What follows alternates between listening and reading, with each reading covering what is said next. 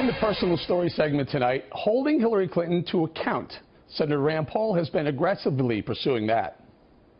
Recently, you launched a campaign to hold Hillary Clinton accountable for her crimes. How are you going to accomplish that?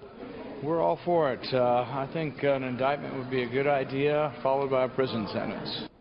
Joining us now from Bowling Green, Kentucky, to elaborate, Senator Rand Paul. Okay, Senator, you're maybe the first, maybe the only U.S. Senator who said that she should be locked up. Why do you say that? Well, you know, I'm a big believer in equal protection under the law. You know, whether you're rich or poor, white or black, everybody should be treated the same under the law. I represent a lot of soldiers in Kentucky, Fort Campbell and Fort Knox. Every one of those soldiers knows they can't take classified information and have it on their personal computer, and they know there won't be any exceptions, that they will be prosecuted, they'll be put in the brig, they'll be stripped of their rank, and they'll be booted out of the military. And so I don't think it's fair to hold our soldiers, many of them enlisted men and women, to one standard and then say to Hillary Clinton, oh, well, she can do whatever she wanted.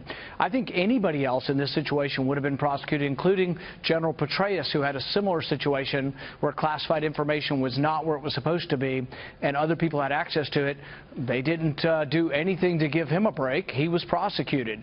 And so, no, I think it's very unfair that Hillary Clinton wasn't prosecuted. And this is one among several reasons why I think that really her dishonesty should preclude her from really being considered for Commander-in-Chief. Senator, why do you think FBI Director James Comey did not recommend her for indictment to the DOJ?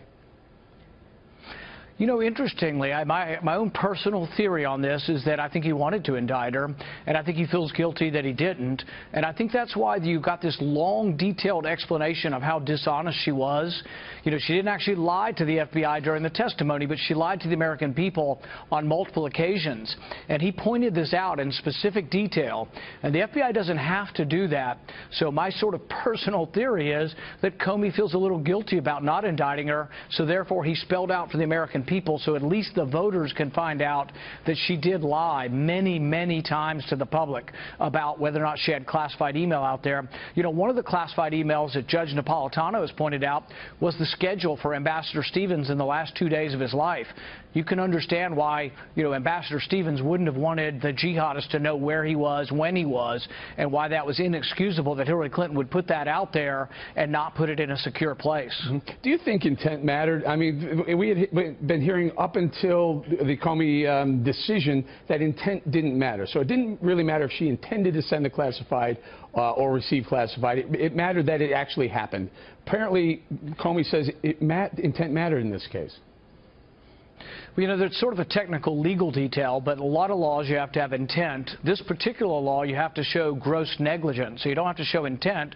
You could just be extremely careless. Wasn't she? Yeah, that's right. Wasn't she? That's exactly what Comey said she was, extremely careless. And so for many of us who aren't lawyers but do believe that words mean something, how is extremely careless different than grossly negligent?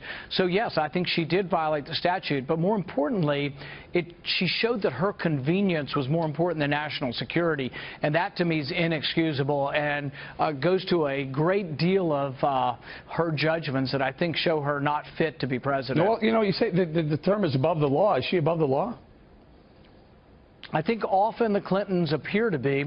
For example, Bill Clinton made millions of dollars giving speeches that had business before the Secretary of State. So one business wanted to sell electronics to Iran in violation of the sanctions. Bill Clinton got $750,000 from them. At the same time, Hillary Clinton was deciding whether or not she would let them sell things to Iran. Same way with the uranium company. Bill Clinton got I think $750,000 from a bank that was negotiating the purchase of a North American uranium company. Just so happens Hillary Clinton had to vote on that also. So the conflict of interest just goes on, and I think it's indictable. I think she should be in prison for it.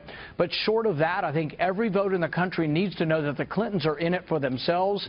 They're in it to make money, and they will make hundreds of millions of dollars if she gets in the White House, because they will sell themselves to the highest bidder. Every voter in America should know that, and they should make a sincere judgment on whether or not you want somebody who's in it for enriching themselves or someone who actually would defend the country. No doubt. Senator, there's some, let's call it this, there's some potential breaking news out there. Julian Assange, who heads WikiLeaks, says there are some emails that pretty much tie Hillary Clinton to knowing about some weapons that may have been going through Libya to some of the ISIS fighters. Let's take a listen to what you asked her back in 2013 Benghazi hearing. It's been in news reports that ships have been leaving from Libya and that they may have weapons. And what I'd like to know is the annex that was close by, were they involved with procuring, buying, selling, obtaining weapons? And were any of these weapons being transferred to other countries, any countries, Turkey included? Well, Senator, you'll have to direct that question to the agency that ran the annex. And I will see what information is available. And you're saying you don't know? I do not know. I don't have any information on that. Now, if WikiLeaks, in fact, does have emails proving that she did know, what does that mean to you? It's a felony to lie to Congress. You can get 5 years in prison. And we can't continue to say that the Clintons are above the law. I do believe that the CIA annex in Benghazi was procuring weapons, some of them to get them away from the jihadists in Libya, but some of it to ferry those weapons through Turkey into Syria. There have been many, many first-hand accounts. New York Times, London Times, Washington Times have all reported upon this. I know for a fact that the current Secretary of State is very aware of what the CIA is doing, and I can't reveal what I've heard from him, but I can tell you that he's aware of what the CIA is doing in Syria, and I find it hard to believe that Hillary Clinton, who all the news reports have said she was the biggest advocate for arming the Islamic rebels in Syria, many of whom turned out to be not only enemies of ours, some of them may have turned out to be ISIS, but some of them also turned out to be enemies of Israel as well. All right, Senator, we're going to have to leave it there, and we will be waiting to see if WikiLeaks does, in fact, have those emails that tie her to knowledge of what you just, the question you just asked her, where she said had no knowledge. Senator Paul, thank you very much. And welcome back to Hannity. So in a recent interview with the New York Times, WikiLeaks founder Julian Assange had some harsh words for Hillary Clinton and the mainstream media. Let's take a look. The American liberal press, in falling over themselves to defend Hillary Clinton, are erecting a demon that is going to put nooses around everyone's necks as soon as she wins the election, which he is almost certainly going to do. Now, he was not mincing words there, but that's not all. In other interviews, Assange has said that he has, quote, significant documents that would be damaging to Hillary Clinton's campaign. Here to join us and explain more, the man himself, WikiLeaks founder Julian Assange. Julian, how are you, sir? Welcome to the program. G'day, Sean. I'm well as can be expected for being detained for 6.5 years without charge. You know what? I understand. You know, part of me in the beginning was conflicted about you. And I'll tell you why. I believe in privacy. I believe that people, especially when it comes to private emails, personal emails, etc., and I think people have a right to that privacy. On the other hand, you have done a lot of good in what you have exposed about how corrupt, dishonest, and phony our government is, and I applaud that. I think that's good that we know that. Do you understand people when they talk to you about the privacy issue? I do, and we've exposed a lot of governments. WikiLeaks has, we specialize in bringing the First Amendment to the world. We were always very surprised that one of our biggest battles would be trying to bring it to the United States under an Obama administration.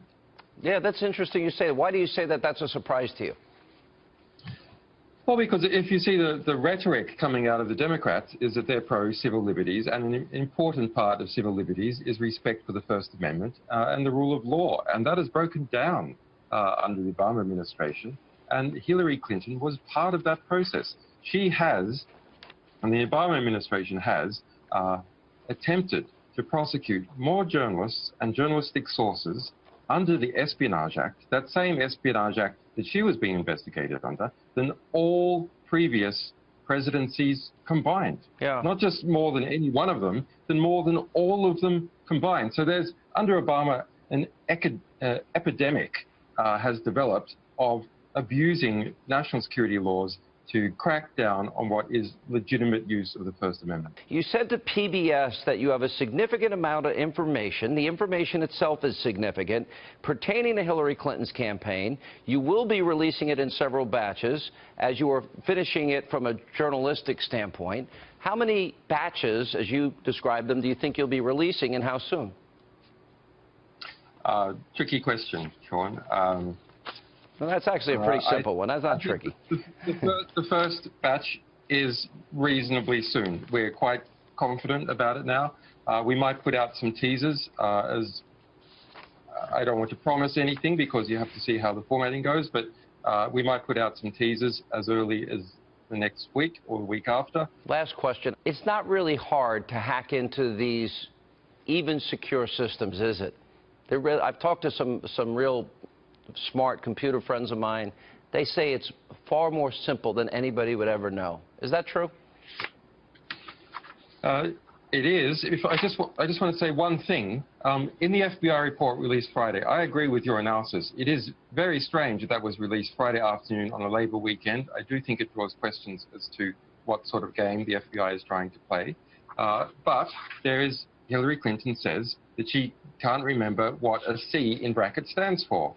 Everyone in positions of government and in WikiLeaks knows it stands for classified confidential.